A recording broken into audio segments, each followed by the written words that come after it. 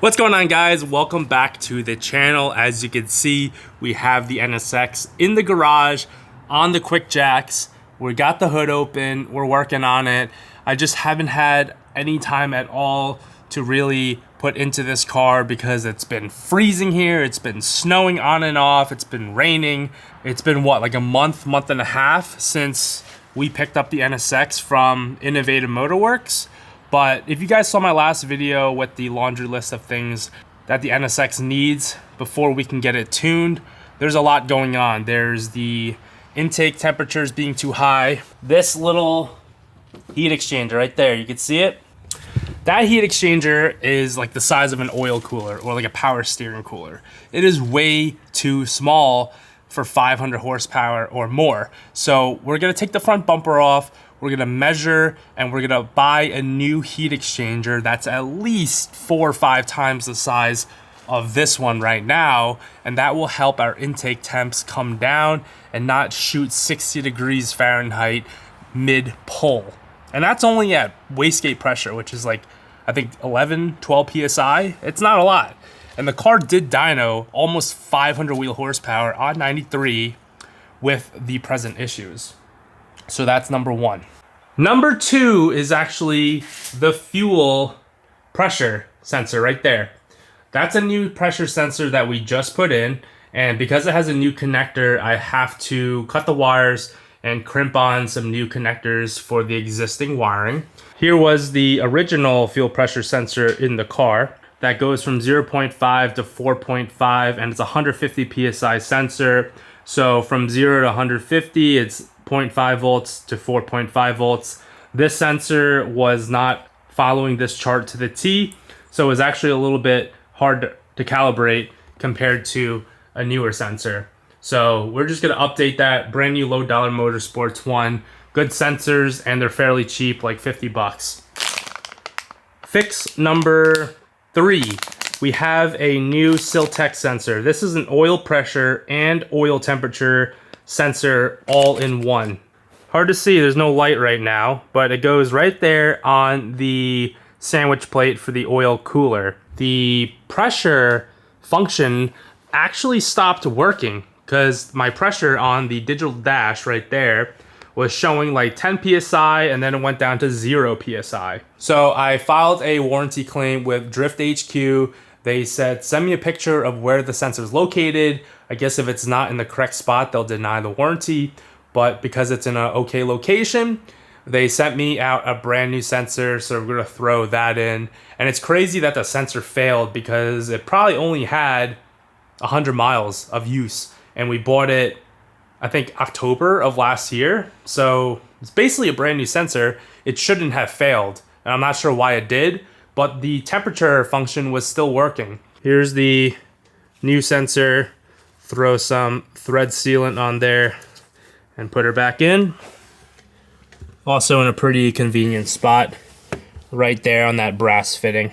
Next fix. What are we on, number 4? I'm already losing count. So you guys can see the fuel rails right there, they're OEM fuel rails. They use a banjo fitting. Banjo fittings are pretty restrictive because it goes from a 6AN, which is a pretty nice thick diameter hose and supports, I'm pretty sure, up to 800 horsepower. But the banjo fitting is like a tiny little hole inside a bolt that then feeds through another fitting and then goes into the fuel rail. And because it's a single feed into one rail, and then there's another banjo fitting there, which then transfers to the rear fuel rail, and then a single outlet back to the fuel pressure regulator. And I think I'm ditching the E85 and my goal of making 700 horsepower. It's just, I don't want to deal with the headaches and the whole issue with the crank trigger. It's a lot of work to install one of those. If you guys remember, the trigger on this is actually located on the camshaft. The tuner recommend putting in a crank trigger, which is behind the crank pulley. You got to take a lot of stuff off the engine. Covers, belts, pulleys, alternator, a whole ton of stuff. And that leads me to the next issue. the alternator, the voltage is dropping in higher RPMs. And I have to believe it's because there's a lot of additional electronics that this car has on top of factory. We have the pump for the heat exchanger that runs all the time that the car's on. We also have the oil scavenge pump for the turbo drain, because the turbo is bottom mounted, meaning the return oil will just sit inside the turbo, and it needs a motor to suck it out and put it back into the oil drain pan on the engine. So that's also running. Then we have a huge Walbro 525 fuel pump, only a single one though, so I don't think it should be drawing too many amps. And I'm going to redo the wiring for that, because there's no reason that the fuel pressure and the voltage should be dropping so much at the same time. For the alternator, we went with a DC power billet casing alternator that produces 180 amps peak. Right now, this one OEM, I think, only makes 110 amps peak. And this is an original alternator. It has the internals rebuilt before, but I don't trust it. I spoke to HQ Engineering, and they happen to have a good connection with DC Power, and then it only took 2 days to build the alternator, so usually it's like 3 weeks. Next issue that we have to tackle is the ignition switch. You guys saw that whenever I started the car and let go of the key, even in the ignition on position, the car would shut off. Like the electronics would shut off, not stall out because of a bad tune. We are in like the final stages of getting this thing going, and I'm really excited. I just watched this documentary yesterday from Project One. It was a red NSX, like the ultimate driver's car or something like that. But watching that documentary really made me want to get this car fixed and enjoy it and not sell it immediately. And the goal is to sell this car at some point and just get something newer and more reliable. But like at the same time, this car is so classic. It's such a raw feeling car. I wanted to sell this and get like a 964 Porsche, maybe a 993, but I like the 964 body better. But I'll probably deal with the same amount of issues with that. And at least this I'm more familiar with because it's Japanese. Honda had tons of them. But that's it, guys. So follow me along this journey, and we'll see how this car is in a couple weeks. Here is the new ignition switch, OEM Honda. It's pretty easy install. It's just right underneath the foot panel. There's a brown connector that goes up, and then this goes behind the ignition lock. It's just held in by two small, like 5.5 millimeter screws. So got the socket right there, pull it out, and hopefully that resolves the car shutting off. So we just pulled them out. The new one is on the right. This is the old one. Now the old one had some like extra wires spliced into it, and I'm wondering if this was the ignition source for the gauges on the pillar and maybe the radio, because one was going up to the left, one was going up and to the side. So here's the original alternator. We just got all the bolts and everything loose. Take it out. Check out this beautiful piece right here. This is the DC Power billet casing NSX alternator, 180 amps. This thing is a unit. It cost me $500 for this because they don't really make alternators for this car. Here it is. Beautiful piece of work right here.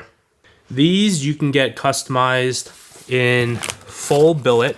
So the rear case right now is obviously cast aluminum. I didn't want to spend even more money to get all billet. And then if you do get billet on the back casing, you can get custom anodizing on the whole entire unit. I'm gonna throw it in, and this car will have plenty of juice.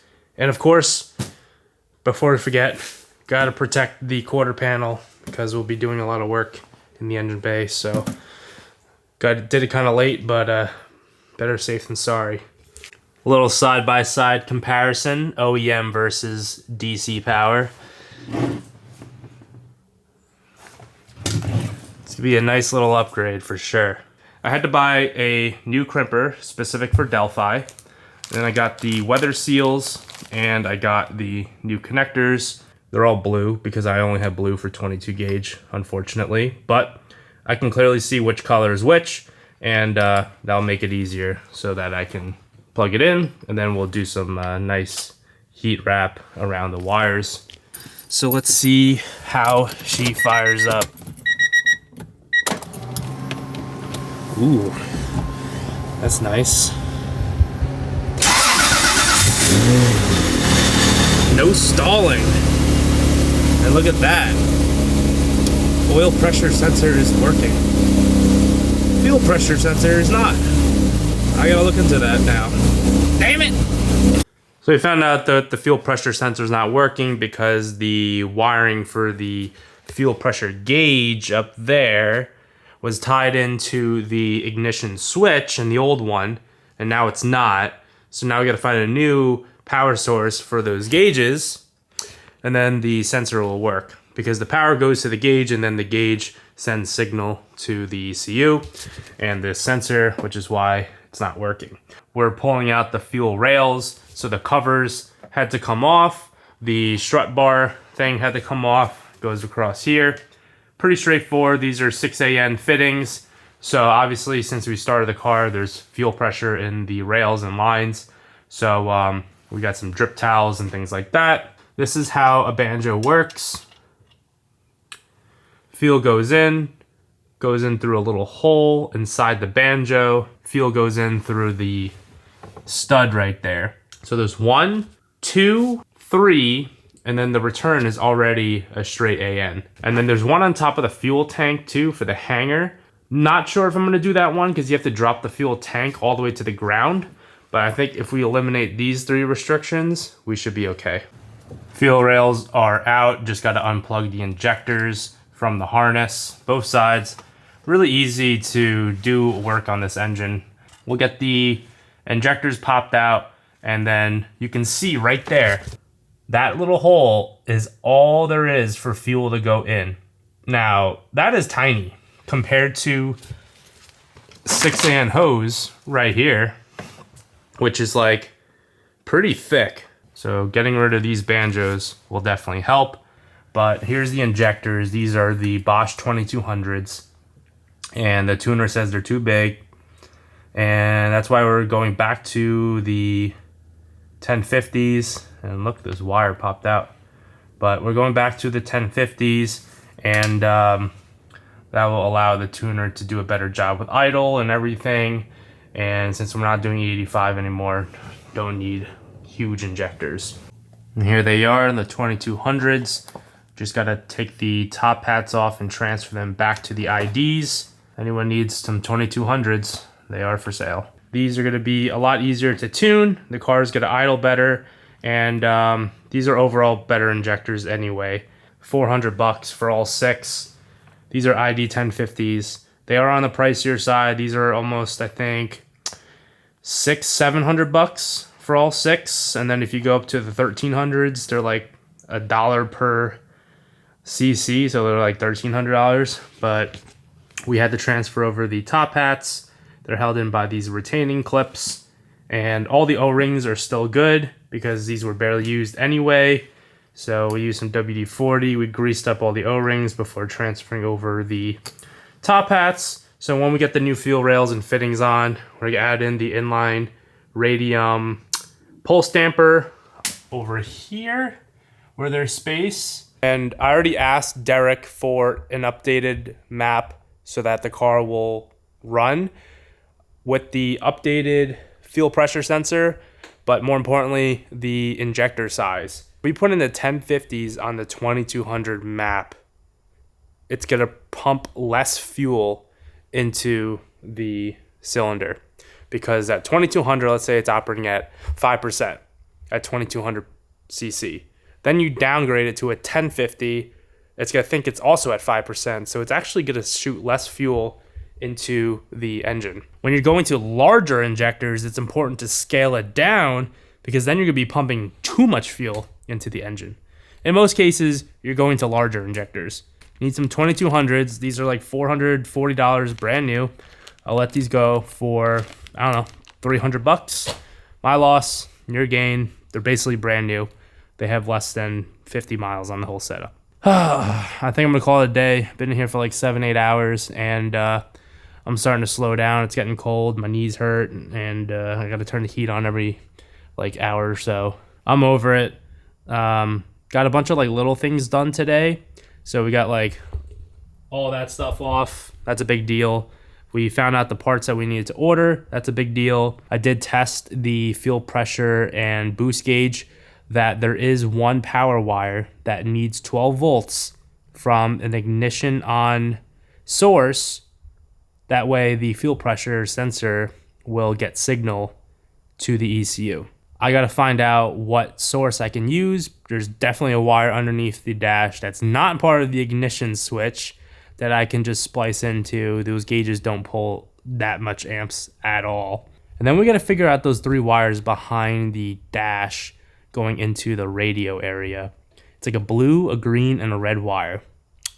I have no idea what it's for. It might be for the tweeters or some sort of like equalizer for the radio. That might be it. It's like tweeters use like their own, I think, tuner system, some sort, that changes like frequencies.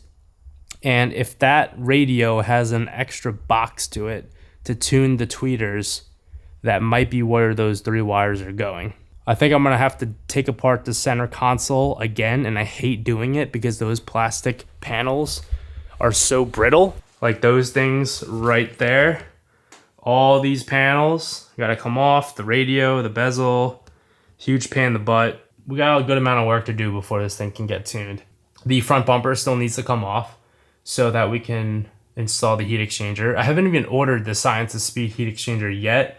I was gonna pull the bumper off, measure it, and see if we can fit an universal one there. But the dimensions are about 23 by 6 by 2 inches thick. And Mishimoto makes one that's basically that same exact size. The only difference is no pre-welded brackets, and the fittings, the nipples for the fittings are on the sides, whereas the Science of Speed one goes straight up on both ends. It's a matter of about 200 bucks difference to get the Science of Speed one, including the $50 shipping. Kind of sucks to pay the extra for something that's made to fit, but it'll save me the headache. And I don't know how to weld aluminum. I don't even have a TIG welder, so I'm not about to go down that rabbit hole. But yeah, we just ordered a Science Speed one, get it bolted in, should be pretty straightforward, and then we have to rerun the lines from our existing tank. I think that'll be it. So stay tuned for the next round of rebuilding the NSX.